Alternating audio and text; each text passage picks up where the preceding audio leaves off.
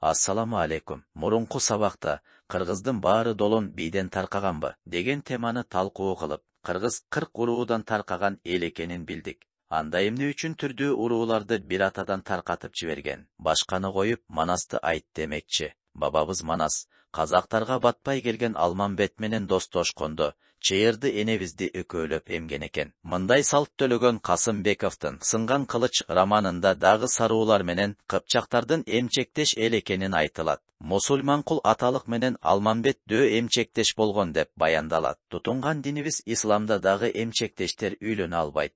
Автоматтык түрдө салтыбызда дагы, динибизде дагы эмчектештер бир ата энеден туулбаса дагы бир тууган болуп эсептелет. Көчмөндөрдүн жашоосу найзанын учунда, кылычтын мизинде болгондуктан, жалгыз жашоо же азыркы тил менен айтканда изоляцияда турмуш кечирүү мүмкүн болбогон. Жашоо өзү жалпы душманга каршы бир атанын балдарындай бир жакадан баш, бир жеңден кол чыгарууга мажбур кылган. Коңураттар менен баргылар, наймандар менен мундуздар эмчектеш болуп, туугандашып кеткен. Байкасаңар, башка элдер бири-бирине мырза, дос, жолдош деп кайрылса, кыргыздар бири-бирине тууган деп кайрылат. Кыргыздардын байыркыдан бери сакталып, жоголбой келе жаткандагы сыры пайгамбарыбыздын хадисинде: кимде ким ырыскысы мол, өмүрү узун, болуусун каласа, туугандык байланышты үзбөсүн деген экен пайгамбарыбыз. Туугандыкты туу тутуп, хадиске амал кылгандыктан кыргыздардын сакталганына ынандым. Түрк, монгол, фарс тектүү уруулардын башын бириктирген ата-бабаларыбыздын кемеңгер идеологиясына баа бердим.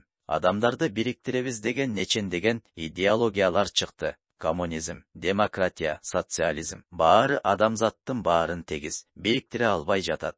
Ушундай ат көтөргүз, эмгек кылып, 40 уруу кыргызды бириктирген ата-бабалардын кызматын кокту колотто бөлүнүп жүргөн эки адамды бириктирбеген, бир адамды зериктирбеген айрым трайбалист, регионалист саясатчыларга сабак болоор. Кыргыз мамлекеттин келечеги үзүлбөсүн десек, уруулардын туугандыгын сактайлык пайгамбарыбыздын осуяттын унутта калтырбай. Туугандар,